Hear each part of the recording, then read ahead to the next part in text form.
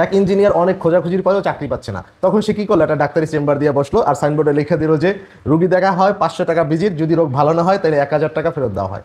এইটা তো একজন ডাক্তার দেখে ফেলাইছে, দেখে বলে কিরে শালা, ইঞ্জিনিয়ার সে ডাক্তারি করতেছে, আবার সে চ্যালেঞ্জ দিয়ে লিখতেছে যদি রোগ ভালো না হয় তাইলে 1000 টাকা ফেরত দিবে, আর মাত্র 500 টাকা ভিজিট, এটা 500 টাকা তো তাইলে লাভ আছে, মানে এটা ধান্দা করে ফেলাই, যাই দেখাই তো রোগ তো ভালো হইবেই না, পরে আমি 1000 টাকা ধান্দা করে ফেলাবো। গেল 500 টাকা দিয়ে ভিজিট করলো, করে হচ্ছে যে আপনার যখন ঢুকছে ভিতরে ঢুকে বলতেছে, ইঞ্জিনিয়ার সাহেব আমার আসলে সমস্যা হইতেছে। বলে কি সমস্যা?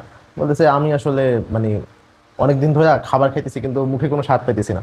এখন ওই যে যে ইঞ্জিনিয়ার ডাক্তারি করতে, সে বলতেছে এই কম্পাউন্ডার, 12 নম্বর তাক থেকে তুমি ওষুধটা নিয়ে আসো তো। কম্পাউন্ডার নিয়ে আসলো, হয় তুমি ওনার মুখে 2 ফোঁটা দিয়ে দাও।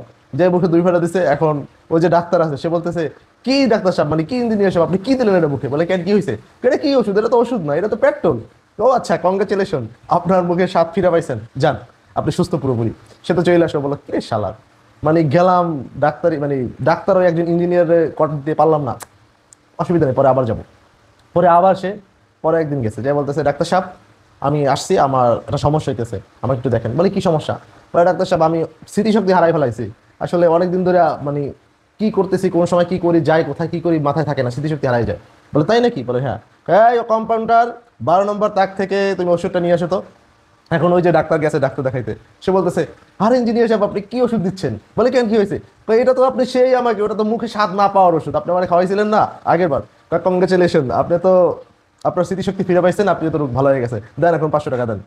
ডাক্তার করে কিরে শালা, মানে বুদ্ধিতেই পারতেছি না, লস হয়ে গেল আবার 500 টাকা। সে মাথা খাওয়া খাওয়া আবার বের হয়েছে, বেরোয় চলে গেল। কিছুদিন পর ডাক্তার বললো এইবার আর মিস করা যায় না, এইবার ওনারা ঠিকঠাক মতো ধরতেই হইব।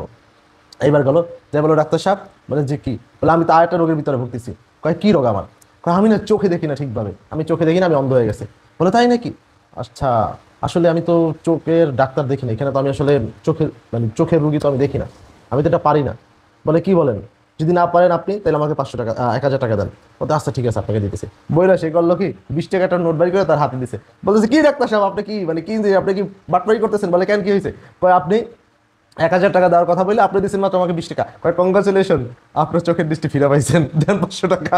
এই হচ্ছে ডাক্তার। কোন ইঞ্জিনিয়ার গুলো আমি বাটপারি করতে চাই না, এরা আসলেই বাটপার।